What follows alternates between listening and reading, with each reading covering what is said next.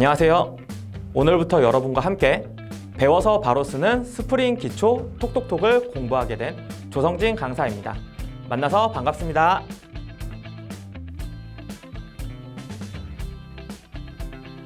우리 강의는 스프링의 기본 개념, 개발 환경 구축, 핵심 기능, 실무에서 자주 쓰이는 기능으로 구성되어 있습니다.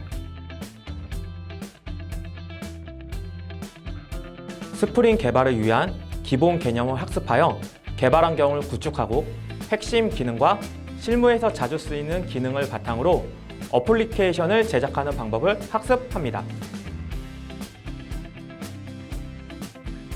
10년간의 엔지니어 경험을 바탕으로 여러분이 가지고 있는 프로그래밍 이론과 실습을 점에서 선으로 연결하여 원으로 만들어 드리도록 하겠습니다. 프로그래머 취업을 준비 중인 학생과 현장에서 어려움을 느끼고 있는 신입 개발자라면 꼭 들어야 할 강의입니다. 프로그래밍은 대화입니다. 안 친한 친구와의 대화가 어색하듯이 여러분과 컴퓨터의 지금 관계가 그렇습니다. 강의가 끝난 후 여러분과 컴퓨터를 절친으로 만들어 드리겠습니다.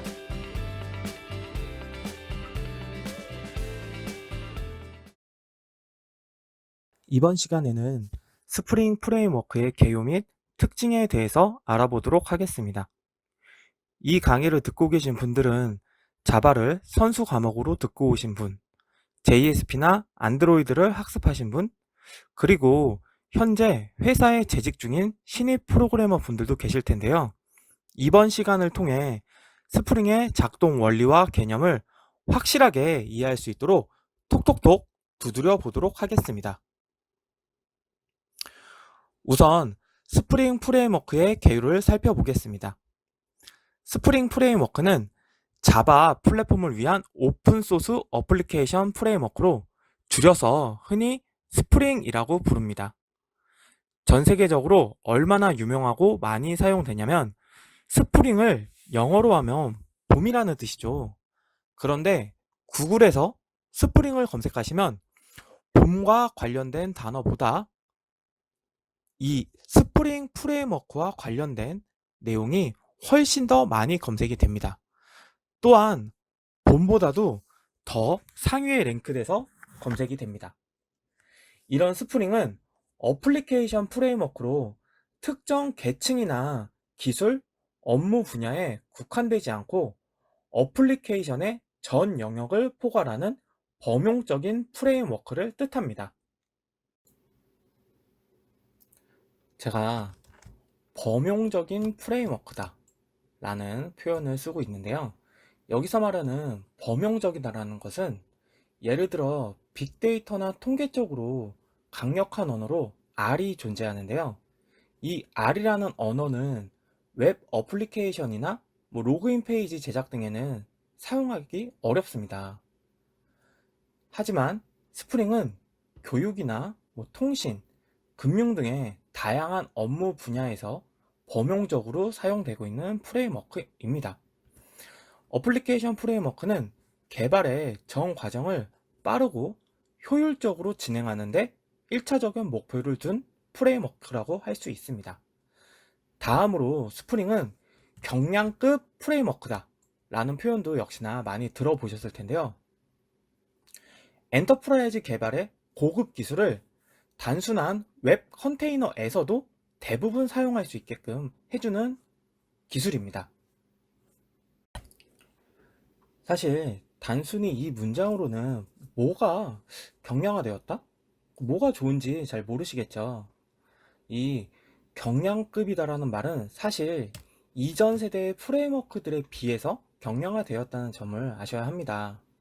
왜냐면 현대에는 자바 이외에도 파이썬의 장고나 플라스크, 자바의 플레이 프레임워크나 네티 프레임워크 등 다양한 프레임워크가 존재하는데요. 이 프레임워크들은 역시 경량급 프레임워크로 지금 스프링과 비교해도 스프링이 크게 특장점이 있는 것은 아닌데 이전 세대였던 이 EJB 같은 프레임워크들과 함께 비교해 보면은 스프링이 굉장히 뛰어난 프레임워크라는 걸 알 수 있습니다. 왜냐면 이전 세대였던 EJB 프레임워크 등은 단순한 웹 컨테이너에서는 고급 기술이라고 할 수 있는 기능을 사용하지 못했고 설정하기가 굉장히 까다롭고 어려웠습니다.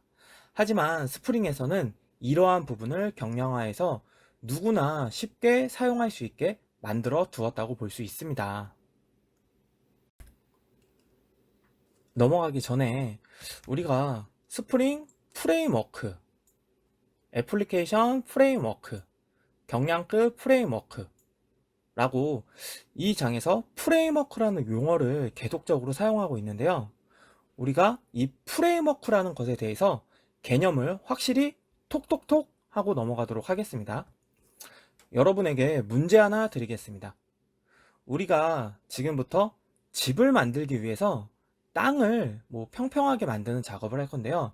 다음의 방법 중 뭐가 가장 빨리 작업을 할 수 있을까요? 1번 맨손으로 작업을 한다. 2번 삽을 이용해서 작업을 한다. 3번 포크레인을 이용해서 작업을 한다. 당연히 답은 3번이라고 하셨겠죠.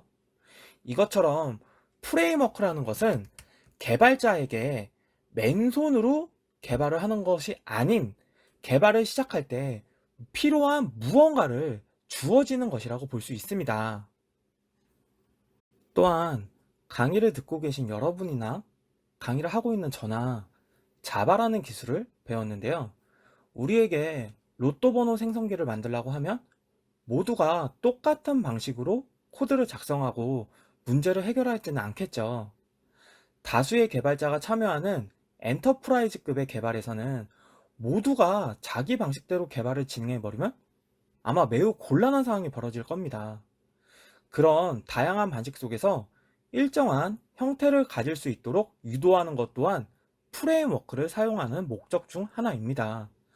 동일한 프레임워크를 기반으로 한 개발에서는 일정한 개발 형식을 띄우게 되고 유지보수에서도 큰 효과를 거둘 수 있기 때문입니다. 다음으로 스프링은 엔터프라이즈 개발을 용이하게 도와주는데요.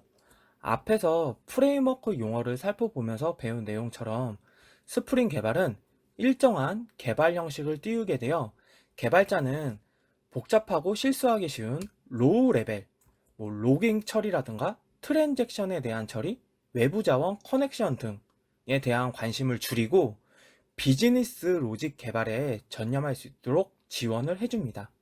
여기서 말하는 비즈니스 로직이란 예를 들어 내가 전자상거래 사이트를 개발하고 있는데 그럴 경우엔 상품 판매나 등록 혹은 상품이 더 잘 판매할 수 있도록 하는 그런 부분들의 개발에 더욱 집중할 수 있도록 위에서 설명한 로깅 처리, 트랜잭션에 대한 처리는 스프링이 담당해 주겠다는 것입니다. 다음으로 스프링은 오픈소스로 소스코드가 공개가 되어 있습니다. 이 공개되어 있는 소스코드를 여러분이나 저나 다운로드 받아서 기능을 추가하거나 수정하는 것이 가능합니다. 우리나라 전자정부 프레임워크가 바로 이 스프링 소스코드를 기반으로 해서 제작이 되어 있는데요. 국가 차원으로 만든 이 전자정부 프레임워크를 통해서 우리나라 공공기관 프로젝트에 굉장히 많이 사용되고 있습니다. 여러분도 기회가 된다면 스프링 소스코드를 수정하셔서 가령 톡톡톡 프레임워크라고 명명하는 게 가능하다는 것입니다. 다음으로 살펴볼 것은 스프링의 역사인데요.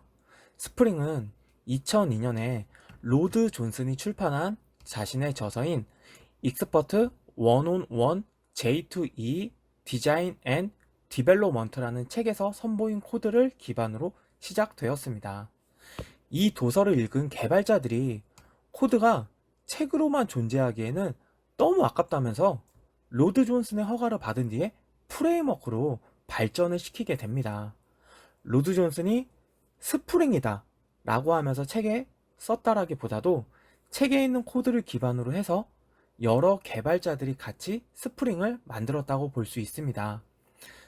그래서 2003년 6월에 아파치 2.0 라이센스로 공개가 되었습니다. 이 아파치라는 라이센스는 오픈소스 재단 중 가장 공신력 있는 곳인 아파치 재단에서 사용하는 라이센스 정책으로 누구나 사용할 때 무료 정책을 피고 있는 라이센스입니다. 그래서 앞에서 살펴본 대로 저나 강의를 듣고 계신 여러분이나 소스 코드를 자유롭게 다운받을 수 있고 자유롭게 수정할 수 있고 또 수정한 것을 바탕으로 해서 상업적인 목적으로 사용을 해도 됩니다. 밑에서 버전 양력이 있는데요. 스프링은 2004년 3월 1.0을 시작으로 2017년에 5.0까지 발표된 상태입니다. 한 가지 재미있는 사실을 알려드릴 텐데요. IT 쪽에도 이 소프트웨어는 굉장히 혁신적이었다. 이 소프트웨어는 뭔가 굉장히 진보됐다. 그런 식으로 공신력 있는 단체에서 주는 상들이 있는데요. 이 스프링 프레임워크가 2006년에 졸트라는 상을 수상하게 됩니다. 이 졸트라는 상을 수상한 소프트웨어로는 여러분이 이전에도 쓰셨었고 앞으로도 우리가 사용하게 될 바로 이클립스가 있습니다. 즉 이 스프링 프레임워크라는 것은 이클립스와 동급의 상을 수상할 정도로 굉장히 혁신적이고 뛰어난 프레임워크라고 볼 수 있습니다. 다음은 스프링의 주요 구성 요소에 대해서 알아보도록 하겠습니다. 스프링은 AOP, IOC, 그리고 DI, 그리고 PSA로 이루어져 있는데요. 이 세 개를 묶어서 이렇게 삼각형으로 표현을 해주고 가운데 포조라는 글자가 보이시죠? 각각을 간단히 우선 알아보자면 AOP라는 것은 관점 지향 프로그래밍을 뜻합니다. 여기서 말하는 관점이란 사용자가 로깅, 트랜잭션 이런 종단 관심사와 횡단 관심사를 나눠서 프로그래머는 비즈니스적인 로직 처리에 집중할 수 있게끔 하는 기술입니다. 다음에 IOC와 DI는 제어의 역전, 의존 관계 주입이라고 볼 수 있습니다. 그리고 PSA란 포터블 서비스 애스트랙션의 약자로 쉬운 서비스 추상화라고 볼 수 있습니다. 쉬운 서비스 추상화란 동일한 기능들을 한데 모아서 추상화하기가 쉽다는 의미입니다. 그리고 마지막으로 삼각형의 가운데에 그려져 있는 포조라는 의미는 plain old java object로 별다른 뜻이 아닌 단순히 자바 객체를 사용하겠다 라는 뜻입니다. 이 포조라는 게 상당히 재밌는데요. J2E 등의 중량 프레임워크들을 사용하게 되면서 해당 프레임워크에 종속된 무거운 객체를 만들게 된 것에 반발해서 사용하게 된 용어인데, 마틴 파울러라는 사람이 처음에 그 포조라는 용어를 사용하기 시작했습니다. 이 용어를 사용하게 된 기원에는 사람들이 자기네 시스템에 보통의 객체를 사용하는 것을 보통 반대하고 J2E 등에서 사용한 무거운 객체를 굳이 고집해서 사용하는 방식의 개발 방식을 사용했었는데, 그 이유를 들여다보니까 그냥 단순한 객체를 사용하기 싫다. 즉 그냥 플레인한 오브젝트를 사용하기 싫다. 그냥 그런 이유였다고 합니다. 그래서 마틴 파울러가 그래? 그러면 적당히 폼나는 이름 하나 붙이자 라고 해서 그냥 포조라는 용어를 만들었다고 합니다. 근데 웃긴 것은 그 이후에 사람들이 포조, 그냥 단순한 객체를 사용하는 게 훨씬 좋구나, 그리고 이 방식으로 개발하니까 훨씬 빠르게 개발이 되더라 라고 하면서 많이 썼다고 합니다. 이 포조에는 몇 가지 조건 혹은 규칙이 존재합니다. 첫 번째는 특정 규약에 종속돼서는 안 됩니다. 포조는 자바 언어와 꼭 필요한 API 외에는 종속되지 말아야 합니다. 이 전 세대의 어떤 프레임워크인 EJB 같이 특정 규약을 따라서 비즈니스 컴포넌트를 만들어야 하는 경우는 포조가 아니라고 볼 수 있습니다. 그리고 혹은 특정 클래스를 꼭 상속해서 만들어야 하는 규약이 있는 경우도 마찬가지라고 볼 수 있습니다. 다음은 특정 환경에 종속되면 역시 포조가 아니라고 볼 수 있습니다. 특정 환경에 종속되어야만 동작하는 오브젝트는 포조라고 불리면 안 된다는 것입니다. 자, 그렇다면 이 포조를 사용한 개발 방식의 장점이 무엇인지를 같이 보도록 하겠습니다. 포조의 장점은 객체 지향적인 설계를 자유롭게 적용할 수 있습니다. 그리고 포조로 개발된 코드는 자동화된 테스트에 매우 유리합니다.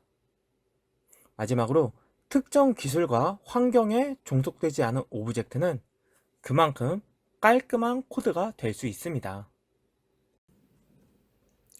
자, 그러면 어플리케이션을 포조로 개발할 수 있게끔 해주는 스프링의 주요 기술인 IOC와 DI, AOP, PSA에 대해서 각각 살펴보도록 하겠습니다. 우선 AOP는 Aspect Oriented Programming의 약자로 기능의 관심사를 종단 관심사와 횡단 관심사로 구분하여 프로그래머는 핵심 관심사항에 집중하게 하고, 횡단 관심사는 시스템, 여기서는 스프링 프레임워크가 되겠죠. 시스템이 담당하게 하는 것을 뜻합니다. 가령 예를 들어서 우리가 전자상거래 사이트를 개발한다고 했을 때 전자상거래 사이트의 핵심은 뭐 로깅이나 보안이나 트랜잭션 같은 기능이 아니겠죠. 전자상거래의 핵심은 상품을 등록하고 상품을 조회하고 상품을 결제할 수 있는 것, 이것이 핵심 관심사항이 될 거고, 로깅이나 보안이나 트랜잭션은 각각의 핵심 관심사항이 가지고 있는, 이 각각의 핵심 관심사가 가지고 있는 공통의 그냥 관심사항이 될 뿐이겠죠. 이런 식으로 횡단 관심사항과 종단 관심사항으로 구분을 하여서 프로그래머는 바로 이 핵심 관심사항만, 여기 이렇게 핵심 관심사항에 더욱 집중하게 해서 더욱 소스 코드를 잘 짤 수 있게끔 하는 것을 지원해주는 기술 중 하나라고 볼 수 있습니다. 다음으로 알아볼 개념은 IOC와 DI입니다. 우선 IOC는 Inversion of Control, 바로 제어의 역전이라는 의미인데요. 제어가 역전된다. 한글로 그냥 들어도 약간 어렵죠. 무슨 소리냐면은 우리가 자바에서 new 객체 이름을 통해서 객체를 만들거나 인스턴스화 하잖아요. 그때 객체를 만드는 주체가 누구죠? 바로 개발자, 우리죠. 그런데 스프링에서는 프로그램의 흐름을 개발자가 아닌 프레임워크가 주도한다는 의미로 스프링 컨테이너가 프로그램의 흐름을 제어한다는 의미입니다.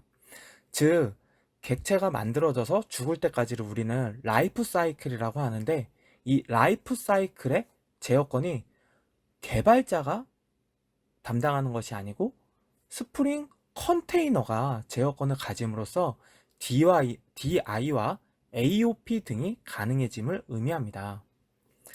밑에 있는 DI라는 것은 Dependency Injection, 한글로 해석하자면 의존성 주입이라고 해석이 되는데요. 의존성 주입이라는 것은 객체 간의 의존성을 자신의 내부 코드가 아닌 외부의 주입으로 가능하다는 의미입니다. 자바에서 소스코드 상에서 new 객체 해서 객체화 혹은 인스턴스화 하는 것이 아니라 스프링의 외부에 있는 설정 파일 등을 통해서 바로 객체를 만들어서 외부에서 주입할 수 있는 기술입니다. 이 DI를 사용하면 좋은 점이 의존관계 설정이 이 컴파일할 때 이루어지는 것이 아니라 실행 시에 이루어지기 때문에 모듈 간의 결합도가 낮아지는 결과를 가져올 수 있습니다. 그리고 코드의 재사용성을 높여서 작성된 모듈을 여러 곳에서 소스 코드가 수정이 없이도 재사용이 가능해질 수 있습니다. 단순히 한글로 해석을 해놓은 제어의 역전, 의존성 주입. 사실 지금 들으시면 굉장히 어려우시죠? 지금은 이러한 개념들로 스프링이 구성되어 있다 정도만 익히고 넘어가시고, 각각의 기능들의 사용법과 더 자세한 사항들은 해당하는 차시에서 더욱 깊게 알아보도록 할 예정입니다. 다음에 알아볼 개념은 PSA, Portable Service Abstraction. 우리말로 해석하자면 서비스 추상화 혹은 쉬운 서비스 추상화라고 표현할 수 있습니다. PSA는 환경의 변화와 관계없이 일관된 방식의 기술로 접근 환경을 제공하려는 추상화 구조를 뜻합니다. 역시 개념이라든가 단어 자체는 매우 어렵죠. 여기서 우선 살펴봐야 될 것은 바로 이 추상화라는 뜻인데, 추상화라는 단어는 한글로도 매우 어렵습니다. 추상화, 추상적이다 이런 말 많이 쓰잖아요. 추상화라는 것은 하위 시스템의 공통점을 뽑아내서 분리시키는 것을 뜻합니다. 가령 예를 들어서 우리 이런 예제 많이 들죠. 자전거 공장에서 자전거를 만들 건데 자전거에 대한 추상화를 뽑으면 바퀴가 2개 있고, 일반적인 자전거라면, 그리고 핸들이 있고, 그리고 사람이 앉을 수 있는 안장이 있고, 이런 공통된 모든 자전거에 들어가는 공통된 점을 분리시키는 것을 우리는 추상화한다라고 뜻하는데, 그럼 이런 추상화를 하면 뭐가 이득이 있냐? 추상화를 하면 하위 시스템이 어떤 것인지를 알지 못하거나 혹은 하위 시스템의 변경이 돼도 일관된 방법으로 접근이 가능하게 됩니다. 무슨 뜻이냐면은, 여러분이 많이 알고 계신 마이바티스는, 일반적인 마이바티스 라이브러리는 다른 자바 프레임워크에서 사용 가능한 라이브러리들하고 스프링에서 제공해주는 마이바티스 라이브러리랑은 조금 틀립니다. 무슨 소리냐면, 스프링에서는 일반적인 이 마이바티스 라이브러리를 다시 한번 스프링 자체에서 추상화해서 마이바티스 라이브러리를 제공하고 있는데요. 이렇게 되면 마이바티스 자체에서 메소드의 이름이 변경이 된다던가 마이바티스를 사용하는 방법이 변경이 되더라도 스프링을 가지고 개발하고 있는 우리는 스프링에서 추상화한 라이브러리를 이용하고 있는 것이기 때문에 우리는 라이브러리 사용법이 변경되지 않고 그대로 사용 가능함을 알 수 있습니다. 당연히 이 방법을 사용하면 굉장히 편리하게 개발을 진행할 수 있을 것입니다. 단순히 개념만 봐서는 사실 쉽게 이해되는 부분은 아닌데요. 우리 강의가 진행되어 감에 있어서 객체들을 어떻게 관리하고, 스프링에서 외부 라이브러리를 어떻게 이용하고, 스프링에서 다른 객체들을 어떻게 사용하는지를 보면서 익혀가도록 하겠습니다. 그렇다면 이런 스프링 프레임워크가 어떻게 구동이 되는 것인지를 함께 살펴보도록 하겠습니다. 스프링은 웹 프로그래밍 개발 시에 거의 표준적인 방식이라고 불리는 스프링 MVC를 사용하는데, 이 스프링 MVC라는 것이 바로 모델, 뷰, 컨트롤러라고 불리는 MVC 패턴을 이용해서 만들어져 있습니다. 그러면 이 MVC 패턴을 한번 살펴보도록 하겠습니다. 클라이언트, 사용자 혹은 요새는 핸드폰, 스마트폰 많이 쓰시죠. 그래서 클라이언트가 디스패처 서블릿한테 요청을 보내게 됩니다. 그러면 디스패처 서블릿은 해당하는 이 요청이랑 매핑이 되는 컨트롤러가 있는지를 살펴보게 됩니다. 그래서 이 디스패처 서블릿이 요청을 보내고 있죠. 그래서 핸들러 매핑된 컨트롤러가 있으면 그 해당하는 컨트롤러에 이렇게 다시 요청을 보내게 되고, 컨트롤러 측에서 서비스 혹은 DAO라고 부르는 데이터베이스 단에 대해서 비즈니스적인 로직을 처리한 이후에 내가 이 요청을 처리한 다음에 사용자한테 보여줄 페이지가 있겠죠. 그래서 컨트롤러에서 다시 디스패처 서블릿으로 이렇게 보내서 사용자한테 보낼 페이지를 다시 검색하게 됩니다. 그 페이지를 검색하는 부분은 요 뷰 리졸버가 되겠죠. 어떤 페이지를 보여줄지를 정하는 곳이라고 보시면 됩니다. 그래서 뷰 리졸버에 이렇게 갔다가 온 다음에 이 페이지는 뭐 로그인 페이지다, 아니 이 페이지는 사용자 조회 페이지다 라고 어떠한 뷰를 보여줄지를 이렇게 정한 다음에 디스패처 서블릿에서 해당하는 뷰를 호출하면서 방금 전에 요 컨트롤러에서 혹은 요 뒷단에서 처리한 데이터를 요 뷰에 이렇게 장착을 시킨 다음에 이제 사용자한테 응답을 주는 리스판스로 이렇게 전달을 하게 되는 겁니다. 자, 그래서 다시 한번 살펴보면 사용자의 요청을 디스패처 서블릿이라는 녀석이 받아주고 디스패처 서블릿이 처리할 수 있는 컨트롤러와 매핑되어 있는 곳으로 요청을 날려주게 되고 이렇게 해서 이렇게 나가고 있죠. 날려주게 되고 컨트롤러 요 뒷단 서비스단과 다우단에서 처리한 이후에 어떠한 화면을 다시 사용자에게 돌려줘야 될지 이렇게 가는 로직이라고 보시면 됩니다. 그래서 우리 강의를 듣기 전에 자바 혹은 JSP를 들으셨던 분들 중에서도 요 서블릿이라는 용어는 들어보신 분도 있고 못 들어보신 분도 있을 텐데 사실 스프링의 근간이 되는 기술은 요 서블릿입니다. 그래서 사실 서블릿을 듣고 오셨으면 조금 더 수월하실 텐데 모르시는 분들은 우리 스프링 공부하면서 서블릿 조금씩 채워나갈 수 있도록 제가 가이드 해 드릴 예정인데요.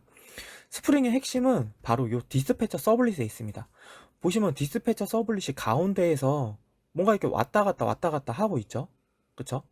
그래서 조금 더 쉽게 풀이하자면 이겁니다. 예를 들어서 내가 배달 음식을 주문을 할 거예요. 근데 한식을 주문했어. 한식을 요청했습니다. 리퀘스트. 그러면 요 가운데 있는 그 안내자가 내가 한식을 주문했을 때 한식 식당으로 연결을 이렇게 해줘야겠죠. 그래야지 한식 식당에서 한식 음식을 조리를 한 다음에 나한테 한식 요리를 요렇게 전달해서 배달을 해 주겠죠. 그쵸? 근데 만약에 내가 한식을 주문을 했는데 얘가 중식으로 이렇게 중국집으로 연결을 해줬어요. 그러면 나는 한식, 예를 들어 뭐 김치찌개 먹고 싶었는데 중식집에서 물론 할 수도 있겠지만 뭐 중식은 짜장이나 짬뽕이 뭐 그 주 메뉴니까 그러면은 중식집에서는 뭐 비슷한 짬뽕을 이렇게 해서 나한테 전달해 줘 봤자 어떤 결과죠? 나는 분명히 한식을 요청을 했는데 돌아온 거는 중식이 돌아왔죠. 그러면 잘못된 거잖아요. 그것처럼 디스패처 서블릿이라는 녀석은 클라이언트의 요청에 가장 적절히 설정되어 있는 그 설정은 이제 우리가 하겠죠. 설정되어 있는 컨트롤러를 호출을 해서 컨트롤러에서 처리가 끝난 이후에 제일 적절하게 우리가 설정해 놓은 뷰를 돌려주는 형태라고 볼 수 있습니다. 역시 조금 더 세부적인 사항은 각 기술의 강의 시간 때 소스 코드와 함께 더 살펴보도록 하겠습니다. 자, 이번에 살펴볼 것은 스프링 프레임워크의 구성도인데 스프링 프레임워크는 이제 뭐 앞에서 살펴본 뭐 스프링의 뭐 동작 원리 그리고 스프링이 어떻게 구성되어 있는가 그것들에 대해서라 한눈에 볼 수 있는 구성도입니다. 그러니까 스프링은 스프링 코어 요 밑에 있죠. 스프링 프레임워크의 근간이 되는 IOC나 DI 기능을 지원하는 영역을 담당하고 있고 빈 팩토리를 기반으로 빈 클래스들을 제어할 수 있는 기능을 제공하는 부분입니다. 그래서 보시는 것과 같이 근간이 되는 스프링 코어 위에 뭐 스프링 AOP, 스프링 ORM, 스프링 웹, 뭐 스프링 웹 MVC, 스프링 컨텍스트, 그리고 뭐 스프링 DAO 이렇게 써져 있는데요. 뭐 우선 스프링 AOP 같은 경우에는 앞에서 살펴봤죠. 관점 지향 프로그래밍이 가능하다라고 살펴봤습니다. 자, 그리고 옆에 있는 스프링 DAO 같은 경우에는 우리가 여태까지 사용해 왔던 JDBC 기반화의 DAO 개발을 조금 더 쉽고 일관된 방법으로 개발하는 것이 가능하도록 지원해주고 있는 부분입니다.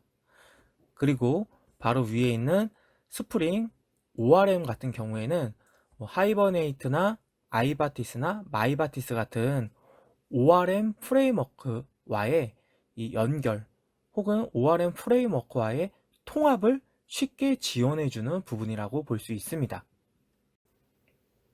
그래서 우리 강의에서도 강의 뒤쪽에 여기 써있는 아이바티스가 아니고 마이바티스로 이 스프링 ORM을 통한 설정과 개발을 진행해 볼 예정입니다.